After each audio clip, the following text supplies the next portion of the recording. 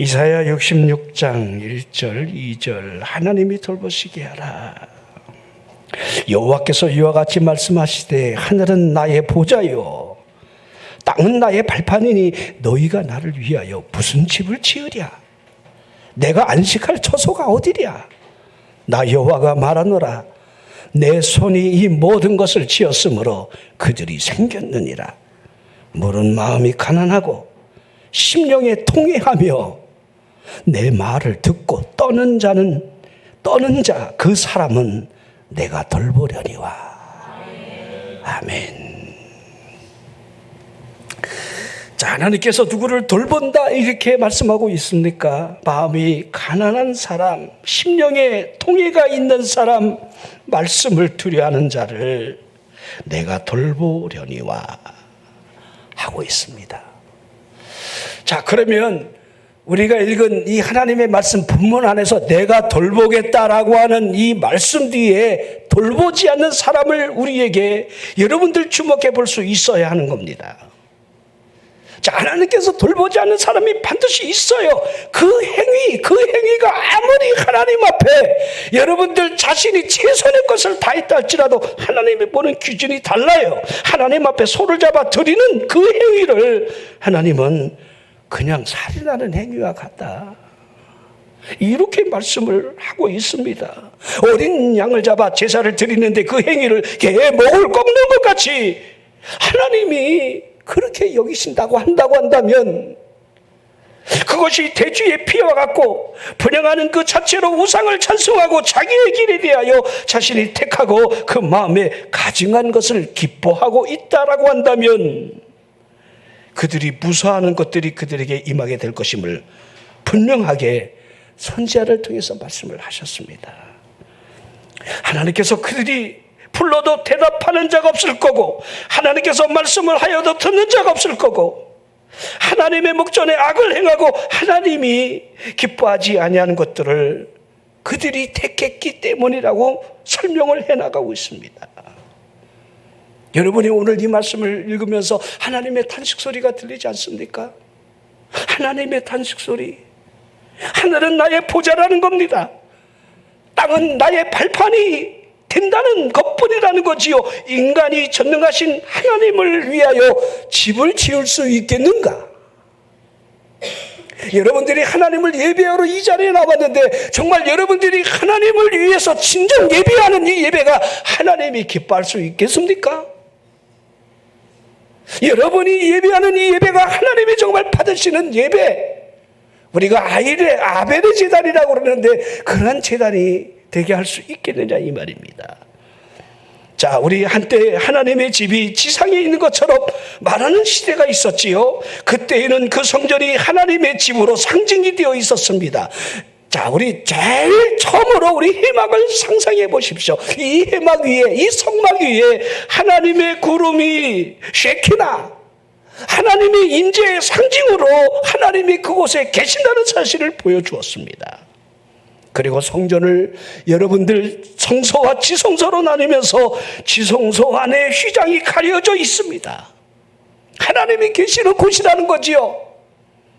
지성소 안에는 대제사장이라 할지라도 1년에 단 한 번 속죄일날 백성들의 죄를 속하기 위해서 하나님이 정하신 때에 정하신 방법으로 그 피를 가지고만 반드시 들어가야만 했습니다. 제사장은 여러분들 이 다리에 방울을 달고 들어가는데 끈과 연결되어 있어서 제사장이 만약에 제사를 지내는 중에 즉사할 수도 있기 때문에 딸랑딸랑 소리가 들리지 않으면 그 시신을 끌어내야만 했습니다. 그런 일이 실제적으로 있었기 때문에 하나님이 그렇게 하셨다는 거예요. 얼마나 하나님이 두려운 하나님이십니까? 인간이 예배할 수 있는 이 장소와 이 성소를 정확하게 구분을 해놨습니다. 휘장으로 가린 거죠. 보지 말라는 거지요. 하나님이 전능하고 거룩하다는 거지요. 그런데 보십시오. 우리 예수님이 성전 안에 휘장을 십자가 위에서 다 이뤘다 하실 때에 둘로 찢어 놓으셨다는 사실이 우리에게 말씀하고 있습니다. 마음 15장 38절을 보십시오. 이에 성소 휘장이 위로부터 아래까지 찢어져 둘이 되었다. 다 이루었다. 자, 하나님이 계신 이 성전의 의미를 우리 예수님이 다 이루었다. 다 이루었다. 자, 사도 바울이 이와 같은 사실에 대하여 그림자를 보지 말고 실체를 봐야 한다. 이렇게 율법에 대한 설명을 해석해 나갔습니다. 히브리 10장 1절부터 나오고 있습니다. 율법은 장차 올 좋은 일의 그림자라는 거지요. 율법이 뭐냐? 성전을 왜 만들게 했느냐? 장차 올 것. 거기에 대한 단지 그림자요 참 형상이 아니라는 겁니다. 해마다 드리는 같은 제사로 온전케 할 수는 없다. 진짜가 있다는 거죠. 진짜를 보라는 거죠. 여러분들이 진짜가 보여져야 돼요. 하나님 앞에 예배하는 예배 행위가 무엇인지를 하나님은 영이시니 예배하는 자가 신령과 진정으로 왜 예배를 해야 하는지, 그 신령과 진정 안에 그리스도의 영이 있다는 거, 예수 그리스도의 피가 있다고 하는 사실을 우리가 얼마나 볼 수 있느냐. 율법이 무엇입니까? 그림자입니다. 참 실체가 있다는 거지요. 짐승으로 하나님과의 화목을 이루는 제사는 하나님의 어린 양으로 오시는 그분이 된다는 사실을 보여주고 있습니다. 히브리 9장 12절을 보십시오. 염소와 송아지의 피로 하지 아니하고 오직 자기의 피로. 자, 우리 성전에서 하나님 앞에 속죄를 위해서 짐승의 피로 했던 그 일들을 자신의 피로 영원한 속죄를 이루기 위하여 성소 안에 들어가시는 그분이 휘장을 찢는 그 음성이 다 이루었다. 뭘 다 이룬 겁니까? 이제 하나님께로 나갈 수 있는 유일한 길을 그분이 열어놓으신 거예요. 오늘 본문을 보십시오. 너희가 나를 위하여 무슨 집을 지으랴 탄식하고 있습니다. 이 말씀의 의미가 무엇이겠습니까? 하나님이 거하실 이 처소에 대하여 그 처소는 단지 상징일 뿐 하나님 앞에 나아갈 진정한 안식처는 아님을 설명해 나가고 있습니다. 내가 안식할 처소가 어디랴? 하나님이 여러분 사람이 지은 그 처소 안에 들어가 그분이 안식할 수가 있겠습니까? 우리는 우리를 위해서 안식할 장소를 찾고 여러분들 평수에 따라 여러분들 느끼잖아요. 이죠? 평수. 우리 여기 여러분 거의 2600세대 우리가 여기 5만 평에 짓게 되는데 여러분들 큰 평수는요 50평이 넘더라고요. 누가 들어가 사냐, 들어가 사는 사람이 이때 둘이밖에, 이거 50평짜리를 20대가 사겠습니까? 30대가 사겠습니까? 이제 나이 먹고 이제 돈 있고 할 일 없는 60대나 이렇게 사겠지요. 왜 이래요? 돈하고 시간밖에 없으니까. 근데 여러분 50평 한번 가봐. 부부가 쌈나고 숨으면 못 찾아. 한 집안에서도 못 찾아요. 제가 45평 한번 이게 한번 가본 적이 있는데요. 엄청나게 크더구만요. 여러분들이 한번 생각해 보십시오. 사람은 사람을 위해서 무언가를 집을 짓고 안식하기 위한 그 안식처가 분명히 맞는 것은 사실입니다.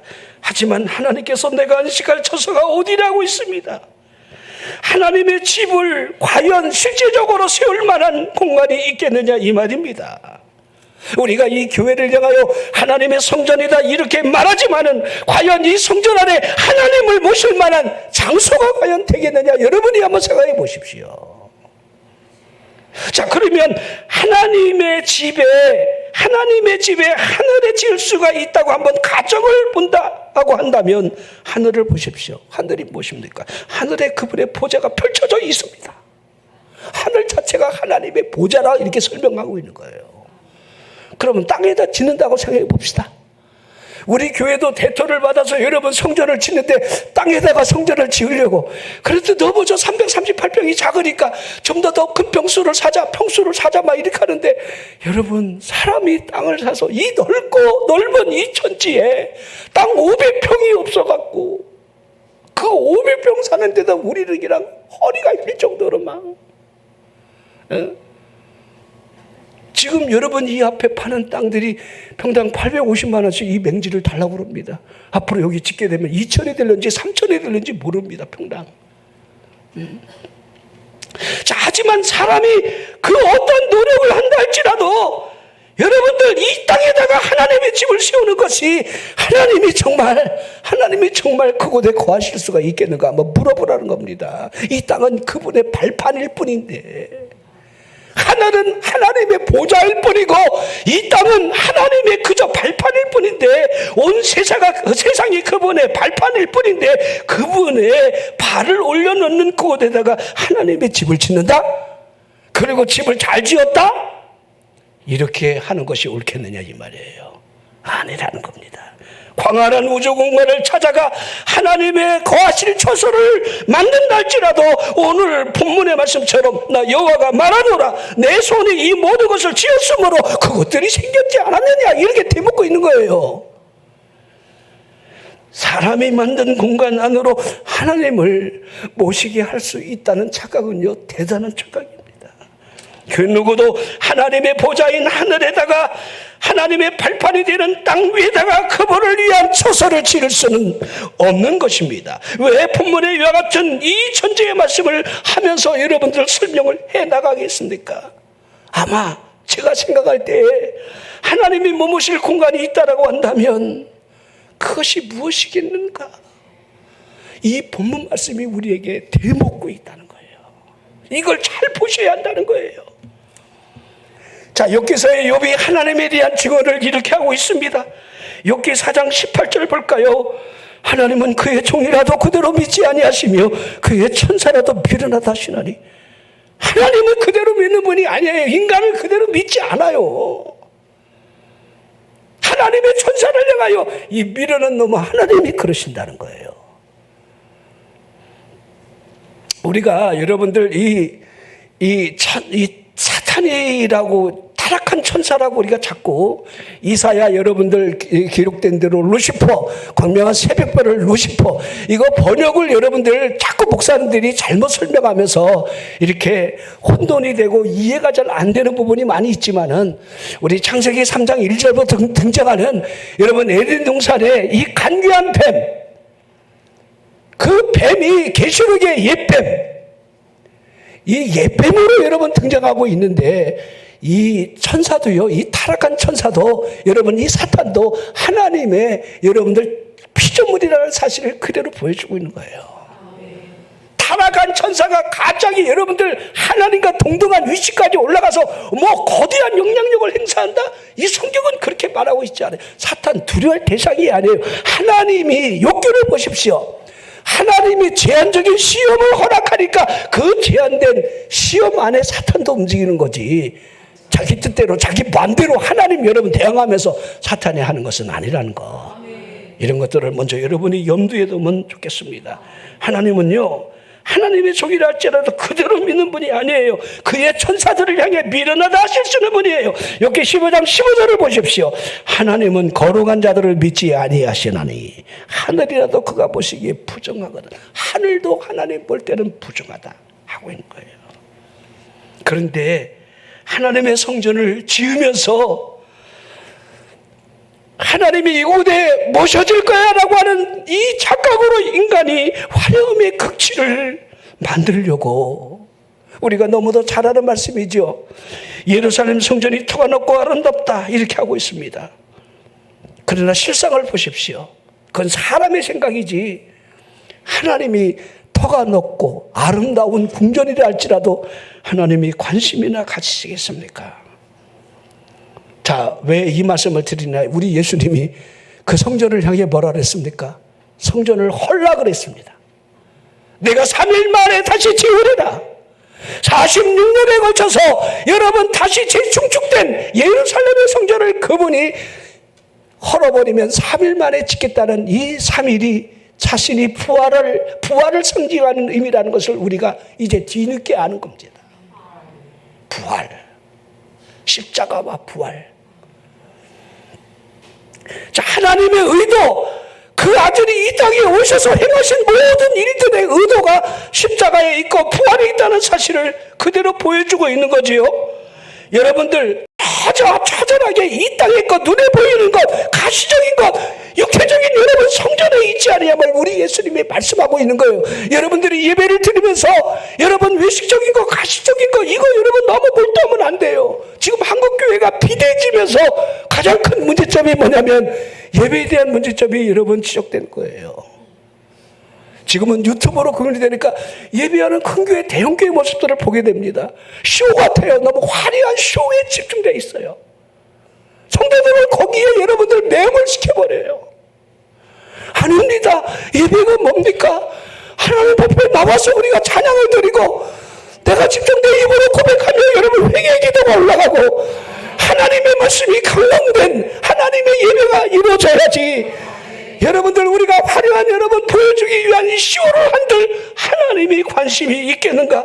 저는 하나님이 관심이 없다고 생각이 되어집니다.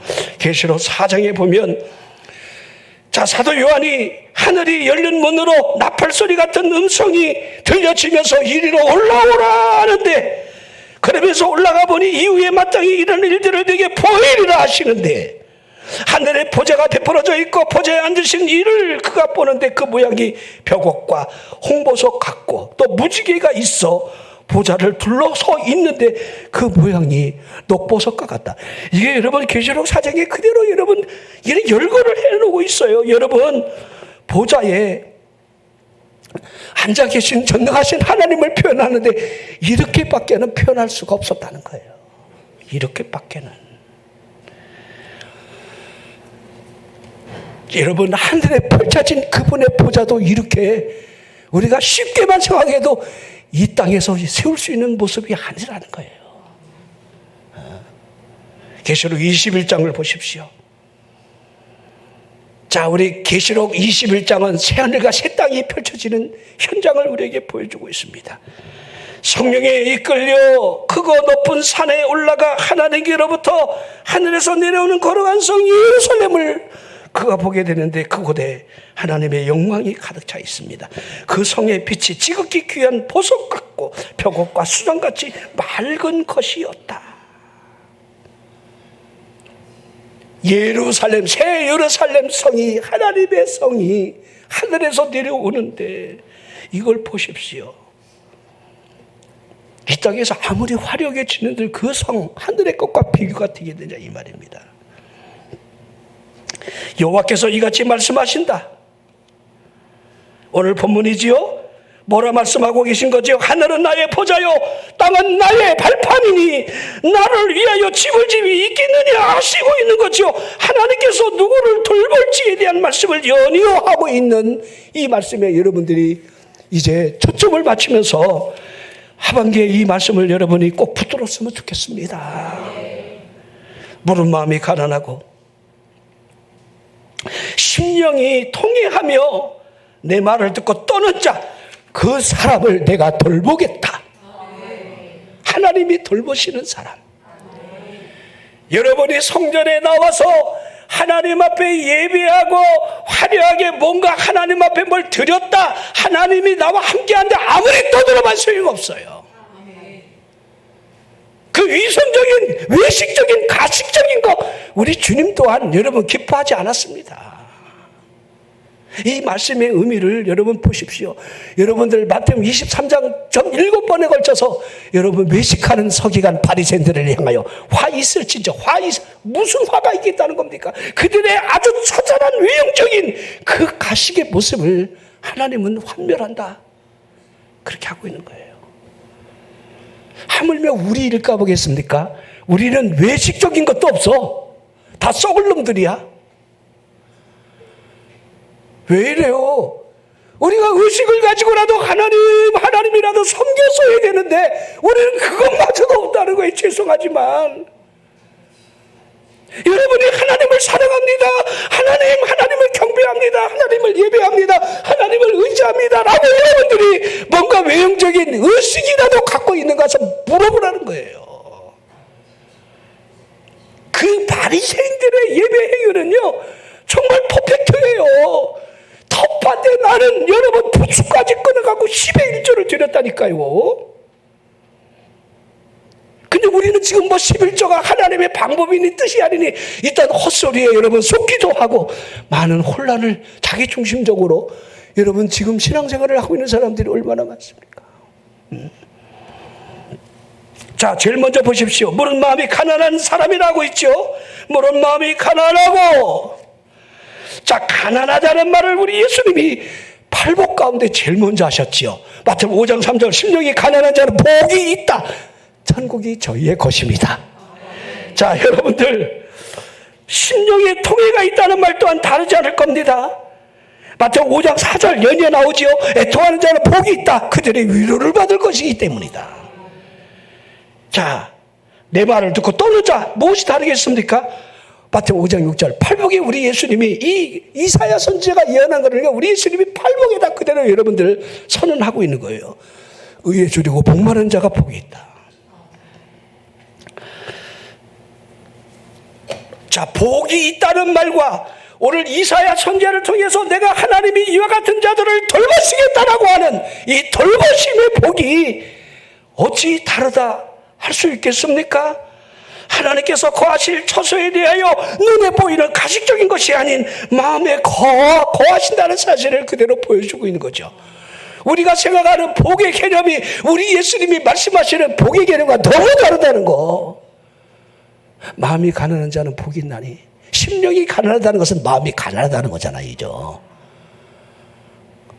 마음이 가난한데 무슨 개뿔, 복은 무슨 개뿔이야. 돈이 많아야 복이지. 우리는 이렇게 생각하잖아요.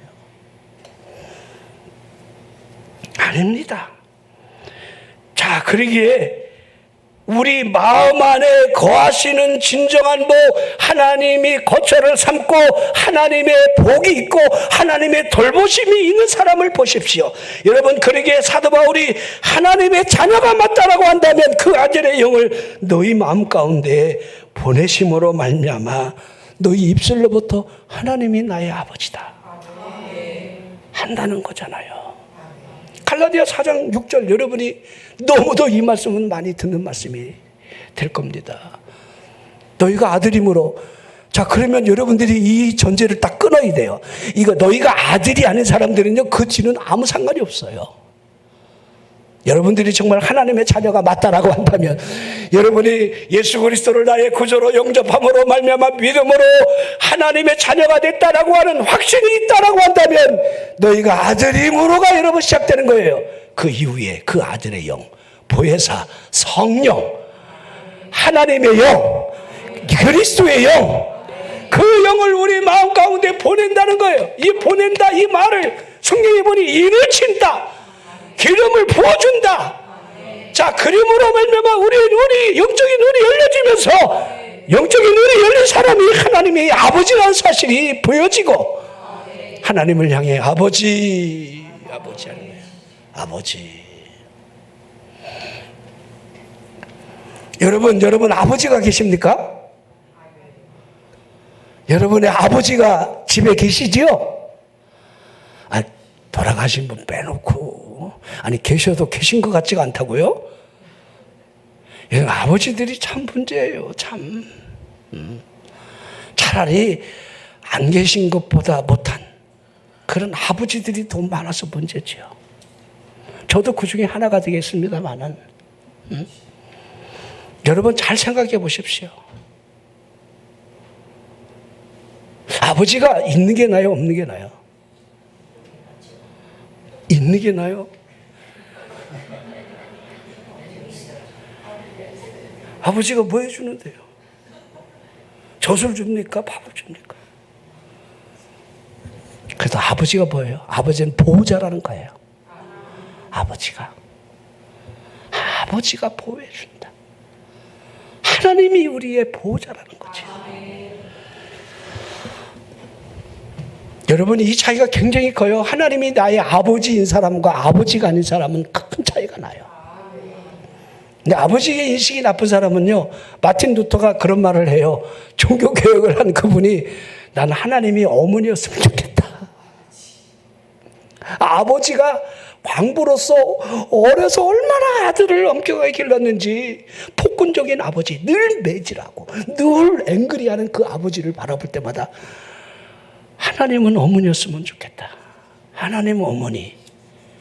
그랬더니 요새 이단 하나가, 어머니 하나가 나타났죠. 하나님의 교회이죠. 그러니까 마침 루터도 아니고 이게 뭐 하는 짓입니까? 예?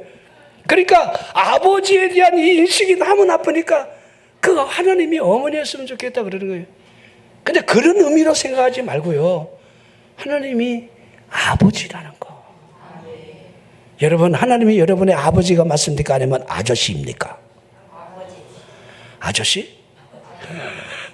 아저씨.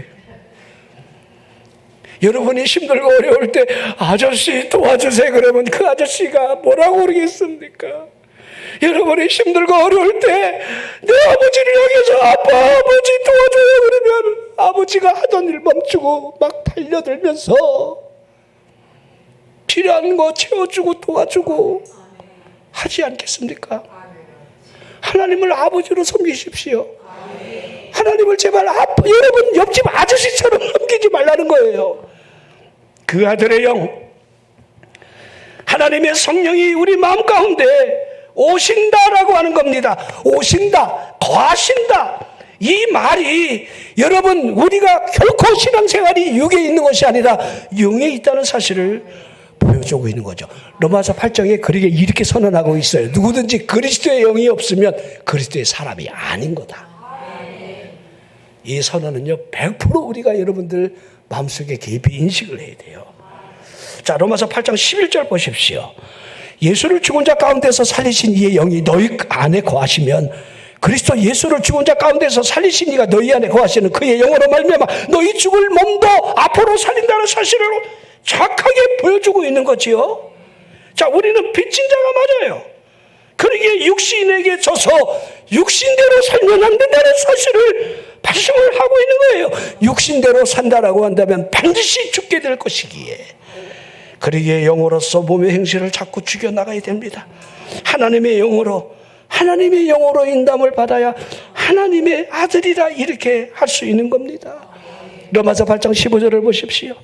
너희는 다시 무서워하는 종의 영을 받지 아니하고 양자의 영을 받았으므로 우리가 아빠, 아버지라고 부르짖느니라. 하나님은 영이시라는 거예요.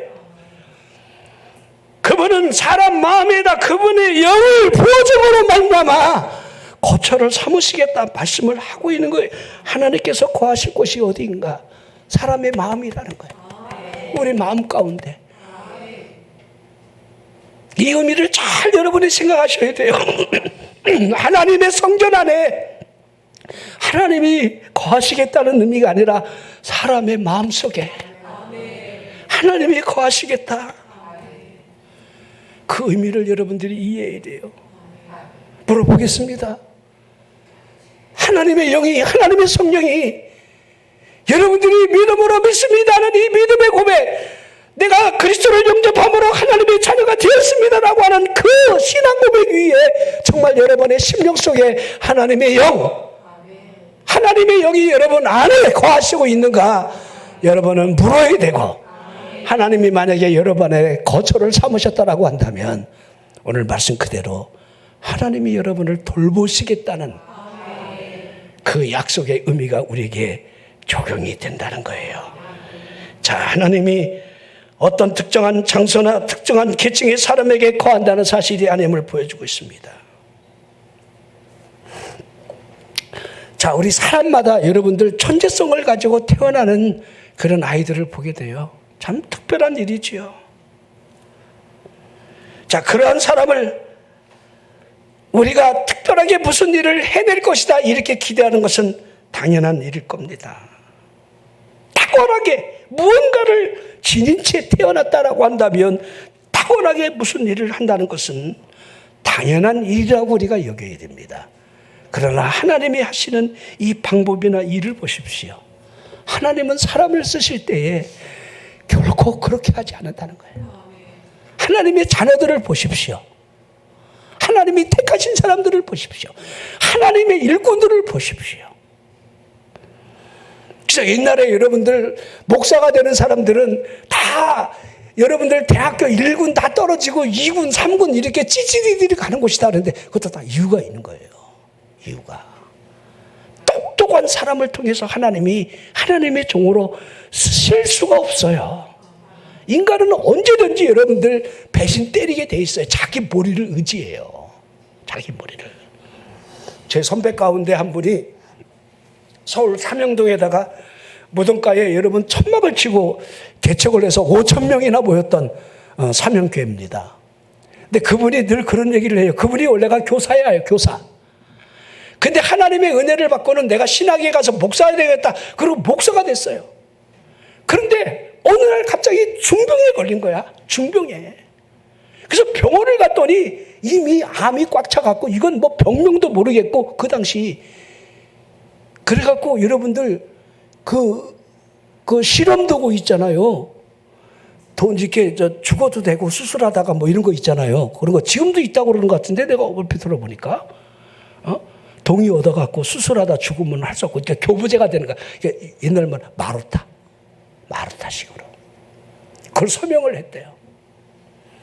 근데 이 목사님이 늘 목회하다가 힘들면 아이고 내가 이거 왜 했지? 낭이랑 선생질 하면 얼마든지 먹고 사는데 늘 갈등이 있는 거야. 이 중간 사이에서 목사가 됐다는 사실이 힘들면 늘 갈등 속에 내가 선생질하면 먹고 사는데 이거 목사하다가 왜 됐지? 이런 갈등. 그런 가운데 암이 걸린 거예요. 수술하기 전날 밤에 하나님 앞에 그 침대에 엎드려 막 지난 날을 뒤돌아보고 자신을 이렇게 회상하며 막 눈물이 막 폭포수같이 흘리는데 하늘로부터 빛이 자신에게 임하는데 성령이 임하는데 성령이 임하니까 자신의 몸이 막 전류가 흐르면서 그 입에서 막 방울이 터지고 막 성령을 받은 거예요. 하나님의 역사가 자신의 심령에 그 죽음의 위기 앞에 내일이면 죽느냐 사느냐 결정이 되는 이 마루타 수술을 해야 돼요. 근데 성령이 막 그냥 빛을 주면서 불같이 막 그 심령을 막 덮쳐버리는데 그렇게 막 몇 시간을 막 둥글면서 회개하고 방언하고 막 이렇게 하는데 그 다음날 수술 전에 검사를 다시 한번 해달라 그래갖고 검사를 해보니까 그 암덩어리가 그냥 그대로 녹아나 버린 거예요. 그냥. 그 목사님 살아있는 간증이에요.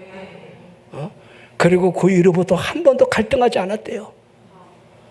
나 다시 교사 자격증 이거 살아있는데 이렇게 하지 않았다는. 자, 고린도전서 1장 27절을 보십시오. 그러나 하나님께서 세상에 미련한 것들을 택했다. 미련한 것을 택한다는 거예요. 왜? 지혜 있는 자들을 부끄럽게 하려고. 또한 세상에 약한 것들을 택했다는 거예요. 강한 자들을 부끄럽게 하려는 하나님의 의도가 이 안에 있다는 겁니다. 자, 우리를 좀 보십시오. 우리. 저도 한번 보십시오. 제가 여러분 목사 될 만한 여러분들 자격이 있어서 목사 된 게 아니에요. 나는 실은 목사 될 자격이 없어요. 기질적으로.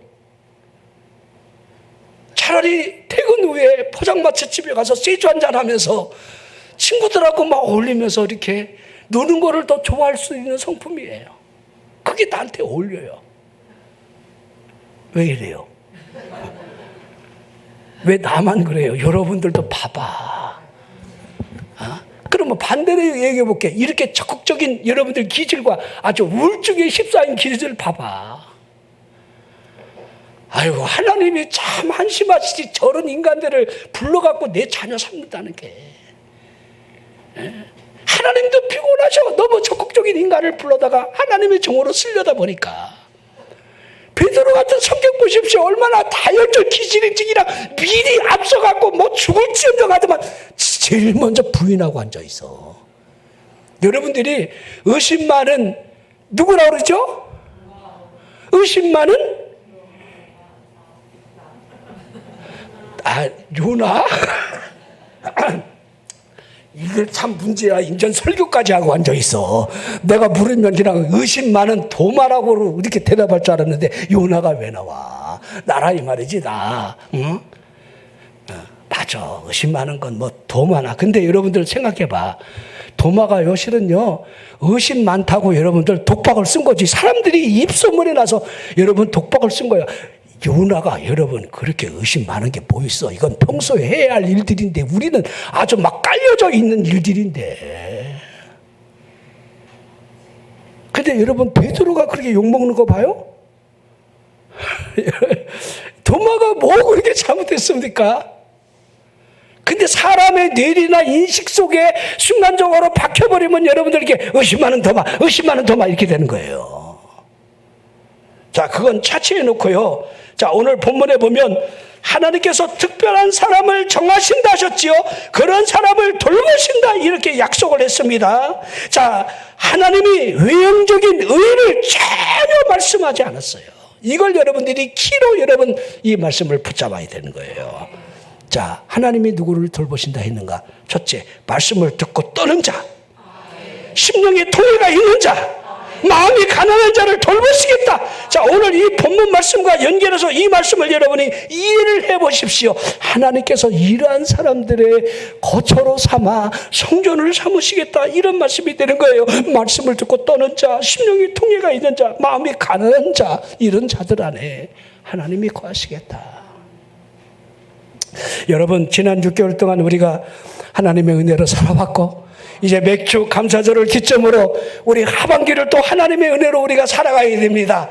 하나님의 은혜로 살아간다는 게 뭡니까? 하나님의 역사가 나와 함께한다는 거예요.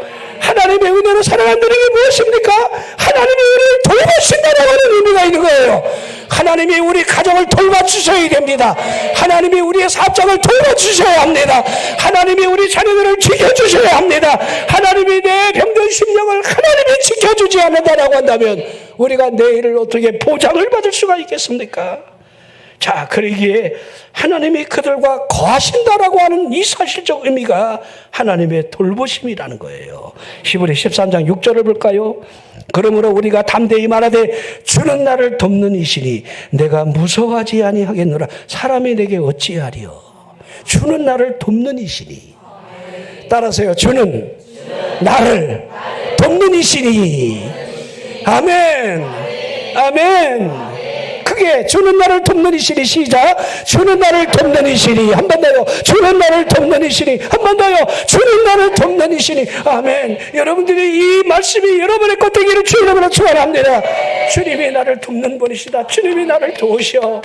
이런 은혜가 하반기에도 여러분 넘치게 되기를 주 이름으로 축원합니다. 주님이 나를 돌보시는데 돈 워리 걱정하지 마. 어떤 사람은요 걱정도 갑으로 해서 쓰는 사람들이 있어요. 아, 죽을 걸 뭘 걱정해. 죽으면 죽는 거지. 걱정하지 마. 하나님께 맡기라고 그러잖아요. 베드로전서 5장 7절에도 너희 염려를 주께 맡겨라 주가 권고하심이라 이렇게 말씀하고 있는데 뭘 걱정합니까 여러분들. 빌립보 4장 6절 7절에 아무것도 염려하지 말고 다만 모든 일에 기도와 간구로 너희 구할 것을 감사함으로 하나님께 아뢰. 기도라는 말은요 아랜다는 거. 이게 아뢰는 거. 하나님 아파요. 하나님 죽가시요. 하나님 힘들어요. 그냥 아뢰. 그냥 하나님 나 편안하게 천국 가게 해주세요. 우리 충청도 사람들 그러면 다 되잖아. 그래요? 안 그래요? 맞지요? 오늘 설교 너무 쉽네. 아멘이지요? 그게 아멘 해봐야 되지요? 이거 참 충청도식으로 하니까 되는구나.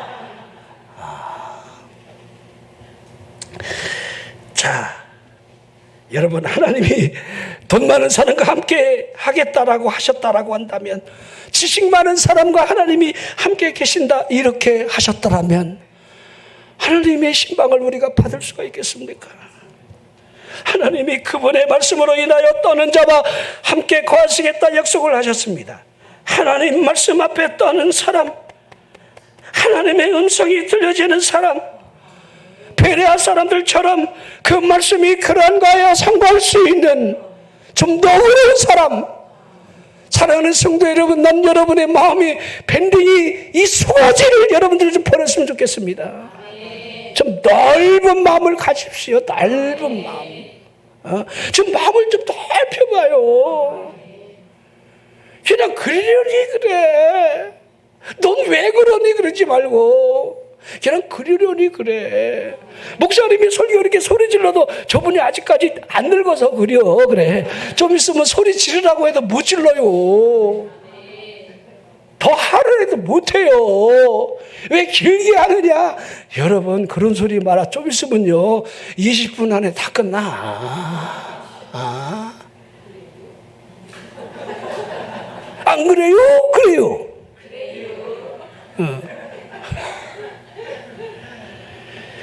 자, 사도행전 17장 11절. 베레아에 있는 사람들은 데살로니가에 있는 사람들보다 더 너그러웠다. 자, 우리 충청도에 있는 사람들은 저 서울 놈보다 더 너그러워서 이렇게 되라는 거예요. 에? 간절한 마음으로 말씀을 받고 이것이 그러한가요? 날마다 성경을 상고하다. 내가 왜 서울 놈이라 그러냐? 우리가 서울 사람이 별로 없어. 괜히 여러분들 경상도 전라도 건드려봐야 나만 손해야. 서울 사람들. 나 서울로 설교 갈 일도 별로 없어요. 유튜브 들어도 상관없어요. 자, 이건 농담이었습니다. 여러분, 너그러운 마음을 가져야 간절한 마음이 생겨요. 하나님 말씀이 그러한가?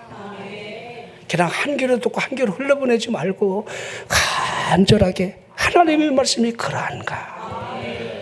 자, 우리 사울왕을 보면 알지요?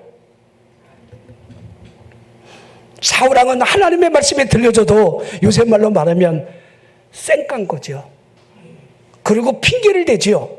이거 하나님 앞에 예배 드리려고 이거 좋은 남녀를 남겨놓고 다 죽이라는데 이거 재물들 내가 떼어놨습니다. 하나님 11조 드리려고 떼어놨다니까.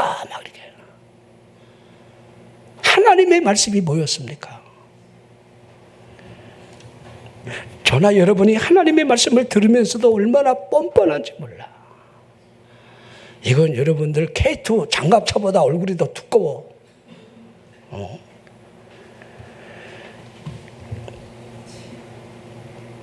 자, 오순절 이후에 그 완악한 유대인들이 물론 여러분들 성령의 증언에 따라서 성령이 말하게 하심을 따라 하나님의 큰일 말함을 그들의 귀로 이미 들어있고 베드로가 여러분 십자가와 부활을 여러분 설교할 때에 그 5천 명이 여러분 믿고 세례를 받는 이유가 뭡니까? 형제들아 우리가 어찌할꼬라고 하는 이 가슴을 치는 행위가 있었다는 거예요. 두려워 떨어야 그리하면 성령의 선물을 받을 것이다. 사도행전 2장 38절에 약속을 하고 있는 겁니다. 이 약속이 무엇이지요? 성령의 선물을 받는다. 하나님이 너희 안에 거하신다는 거예요. 이게 여러분 진정한 축복의 의미를 설명을 하고 있는 거예요. 누구에게 하나님의 역사가 임합니까? 하나님의 말씀을 듣고 떠는 사람. 난 여러분 떠는 영혼이 되기를 바랍니다. 하나님 말씀 들을 때마다 그래 맞아 이렇게 그래 이렇게 하나님 말씀을 들으면서 두려워하고 떠는 마음이 생겨야지. 우리 목사님은 장경도 목사님처럼 왜 이렇게 재밌게 이렇게 유머 있게 못하느냐 이런 얘기하지 말고. 자, 그리고 심령의 통해가 있는 자라 하고 있습니다. 애통하는 자 복이 있다 했지요. 자, 시편 51편 우리 다윗의 대표적인 참회록의 글입니다.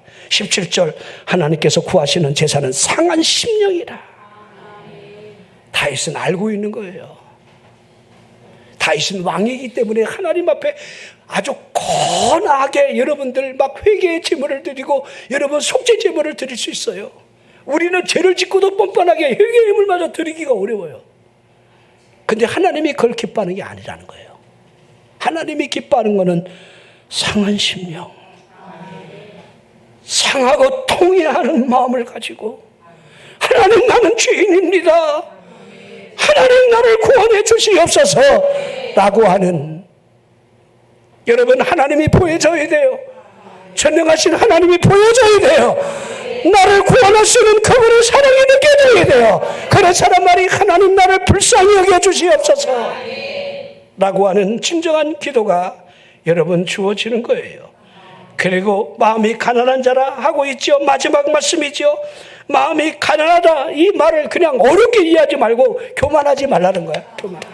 제가 늘 안타까운 것은요, 교만한 사람들을 보면 교만할 만한 여러분 자격증이 있어요. 돈이 많다든가 많이 배웠다든가 뭔가 여러분들 이게 빽이 많다든가 그래갖고 좀 이게 막 교만과 여러분 이 거만은 여러분 사춘인지간이에요.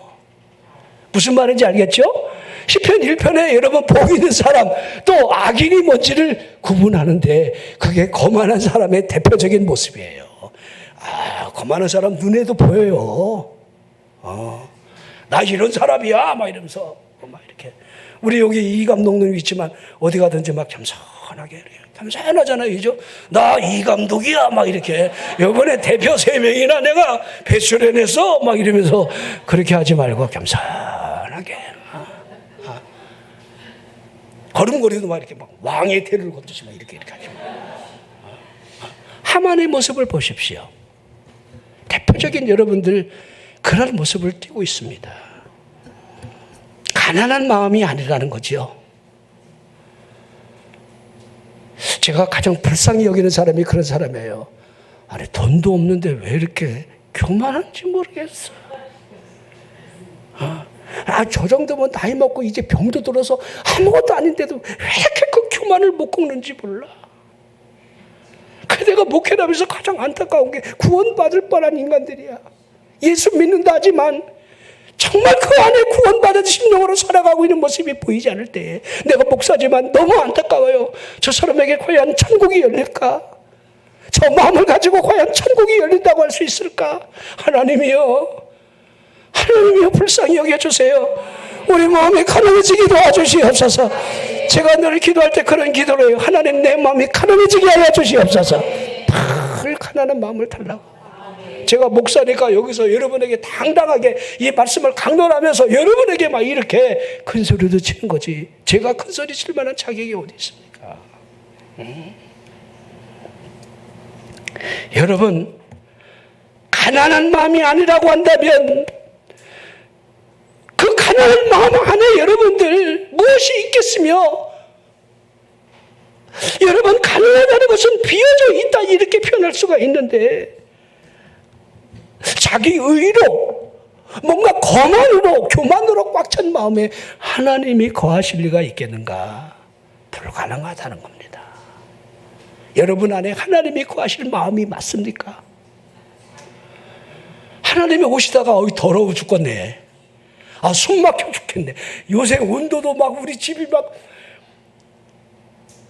우리 식구가 막 여보 막 숨 막혀 죽겠어. 이대로 놔둬 막 이렇게. 문 좀 제발 여기다 다 열어놓고 다 열어놔. 제가요 우리 식구랑 살면서 안 맞는 게 하나가 있었는데 여름에도 창문을 안 열어요. 젊었을 때. 나 죽는 줄 알았어요. 나 혼자 딴 데 가서 살 수도 없고 안 덥대는데 어떡할 거요? 외부 공기가 싫다는데 어떡할 거야? 이 더운데 곰모양 창문 닫아갖고. 근데 지금은요 반대가 됐어. 내가 에어컨 잠시 26도까지 떨어지니까 그걸 껐다고 나한테 내가 얼마나 죽다 살아났는지 여보 왜 허락도 없이 에어컨을 꺼갖고 나 숨 막혀 죽는 줄 알았다고. 선풍기는 밤새 여러분들 세대가 막 주변에서 돌아다녀. 난 선풍기 쐬는 거 싫어해요. 선풍기 아예 끄고 자요. 아예 곰모양 내가 버티고. 왜냐하면 제가 수양관에서 이 더위에 막 이렇게 곰처럼 일을 하다 보니까 이게 적응이 됐나 봐요. 맞지요?